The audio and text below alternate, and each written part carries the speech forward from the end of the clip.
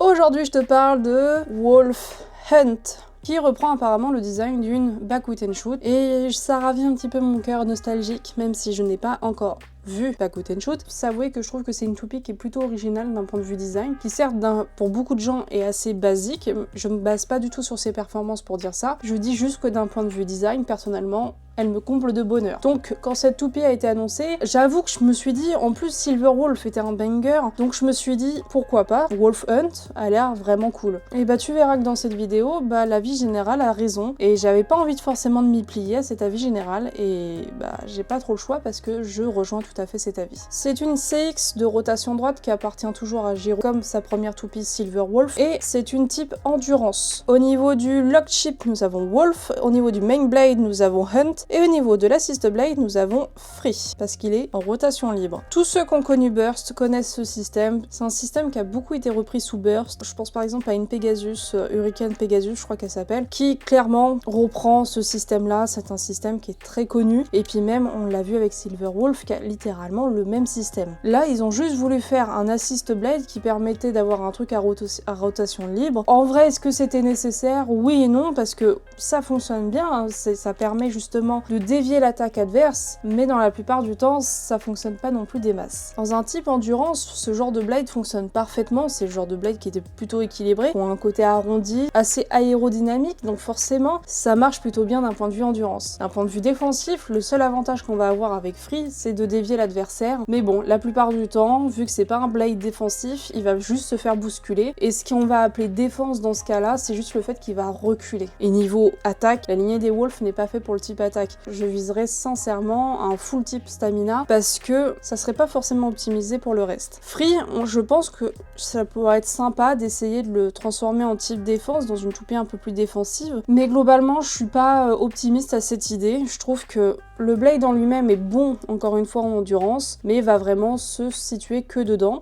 Il sera pas forcément aussi polyvalent qu'on pouvait avoir avec Silver Wolf, que moi personnellement j'utilisais dans un combo, qui pouvait aussi bien s'adapter en défense qu'aussi bien à s'adapter en endurance. Wolf Hunt, je suis beaucoup plus sceptique à cette idée. En plus, ils nous l'ont associé à 0,60, donc le ratchet, en soi la hauteur 60. Encore une fois, c'est une hauteur qui est assez basique aujourd'hui. En fait, s'ils ont baissé la hauteur, c'est pour forcer les toupies un peu plus hautes de taper dans la partie free, donc dans l'assist blade. Plus on va baisser la hauteur, plus forcément l'assist blade va prendre cher dans ce cas-là. Le seul souci que j'ai avec ce ratchet, c'est le côté 0. Personnellement, je persiste à le dire que 0 n'est pas le ratchet le plus optimisé possible. Il a tendance à s'auto-burst sur la X-Line, et je trouve qu'il se prend très facilement le burst avec des chocs lourd, et également avec des toupies qui seront plus basses. Je pense par exemple à la lignée des Shark Edge.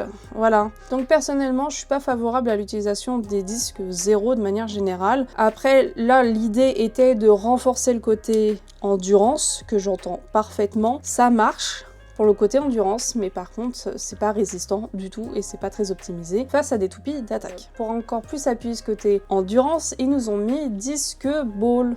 Disque Ball fonctionne bien dans sa fonction, voilà, il est fait pour stabiliser, et Ball en lui-même est un très très bon beat. Les deux défauts que je trouve à Disque Ball, c'est sa fragilité, et de deux, c'est que quand il frotte, quand le parti disque frotte le stadium, la toupie se fait très très vite déséquilibrée. Ball étant un beat assez mobile que j'aime beaucoup utiliser, son principal défaut également, c'est quand il a tendance à se prendre des chocs lourds, à partir loin dans le stadium. Donc c'est assez facile à éjecter. En plus là, dans cette toupie là, on n'a pas de style défensif acceptable, donc forcément la toupie va très facilement se faire éjecter. Donc il faudra contrôler sa trajectoire pour faire en sorte que les impacts vont plutôt amener la toupie vers un mur plutôt que vers une sortie. Globalement, qu'est-ce que je pense de cette toupie? Alors globalement, c'est une toupie niveau design qui me plaît beaucoup, je trouve qu'elle est très très jolie, je trouve qu'elle est plutôt réussie et elle fait honneur à Silver Wolf. D'un point de vue endurance, personnellement je suis conquise, je trouve qu'elle fait parfaitement son travail, mais je trouve qu'elle n'est pas forcément à la hauteur du reste. De manière générale, je suis un petit peu déçue des CX, je pense que il est temps d'en parler un petit peu. Je trouve que les CX sont pas forcément à la hauteur comparé aux autres toupies. Ils nous ont sorti des BX et des UX beaucoup plus performantes que des CX, alors que les CX étaient censés être un peu